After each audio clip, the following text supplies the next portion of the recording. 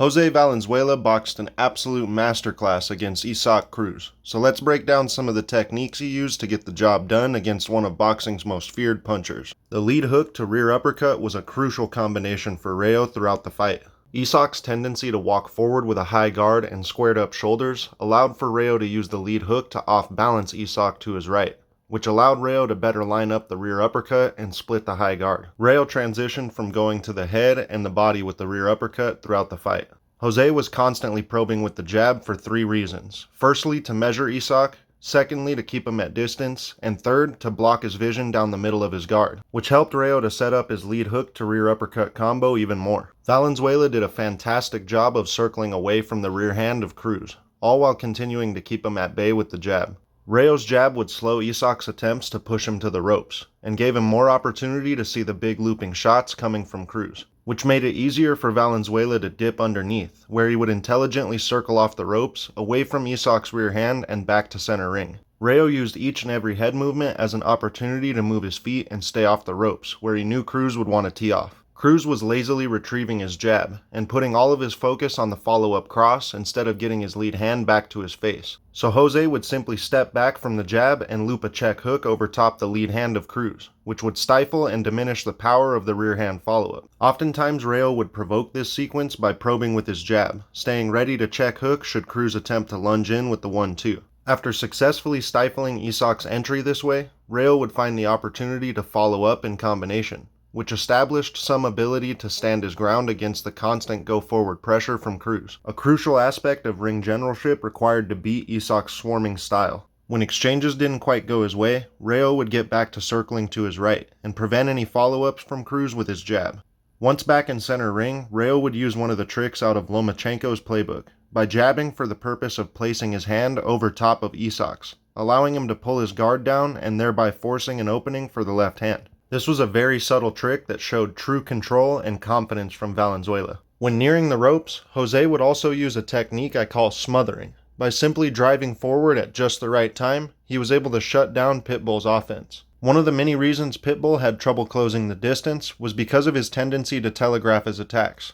He would do this by dropping down and widening his stance in an attempt to set his feet for generating power. Not only did his stance and level changing telegraph his attack, but he would also simultaneously pull his rear hand back behind himself as his body would begin to go forward, making for a longer flight time for his punch. Here's a perfect example of how Rayo was able to exploit this telegraph by pulling his lead foot back as he quickly turned his hips over to throw the left hand, effectively changing the angle in the process and landing a great shot. Rayo refused to allow Cruz to get underneath him, where he could potentially explode up with overhand punches. Here Jose simply redirects Isak's forward momentum with a hand check, as he pivots out to his right, allowing Cruz to fall into the vacated space.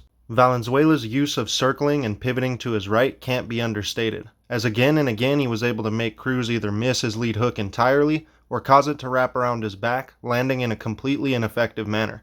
Jose would add to the effectiveness of his pivots by finishing his combos with the lead hook, helping him to redirect and hold Cruz in place, which prevented him from leaping in with a lead hook of his own, while simultaneously allowing Rayo to simply fade away from any follow-up right hands.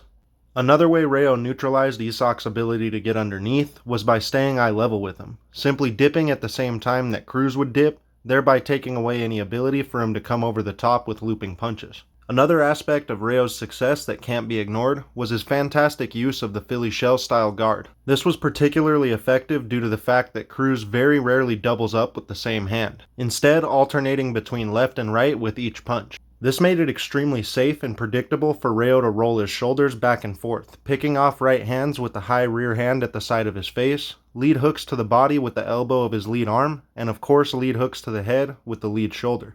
Isak would throw a right hook followed by a left hook to the body, which Rayo would pick off with the rear and lead elbows respectively, before ducking underneath the final right hook to the head from Cruz. These next few clips are some of my favorite moments from the fight, starting with this unbelievably slick roll to lead uppercut that caught Cruz completely flush on the chin. Just a pristinely executed series with perfect positioning, amazing defensive responsibility, having a great exit strategy by rolling out left under that rear hand from Cruz. Each time Rayo reached down to the body with his straight left hand, he had his head off the line and was ready to roll out from there, moving his feet to a new angle in the process.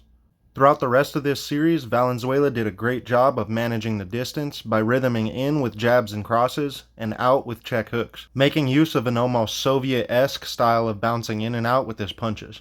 Here we see Rayo slip outside of Isak's right hand, before quickly turning his hips over to take a new angle, shooting a nice under and over combination that unfortunately didn't quite land, although it was still beautiful to see the quickness and the thought process. Later on in the final round, we saw another nearly identical sequence. Great reactions by Rayo. Again, we see Jose controlling the range with the lead hand, before stepping back and firing a fierce rear uppercut that stops Cruz in his tracks. Rayo keeps with the strategy by shooting an attempted check hook while pivoting and circling out to his right off of the ropes. Here's another great example of Jose having his head off the line as he lands the left to the body, before rolling out while staying in range to counter. When throwing that left to the body, Jose keeps his head over his lead foot and slips outside of Isak's jab, rolls under, and gets back to controlling with the lead hand. All in all, this was an absolute masterclass from Jose Rayo Valenzuela, and one that I think stole the show when it comes to the snooze fest from the main event between Crawford and Madrimov.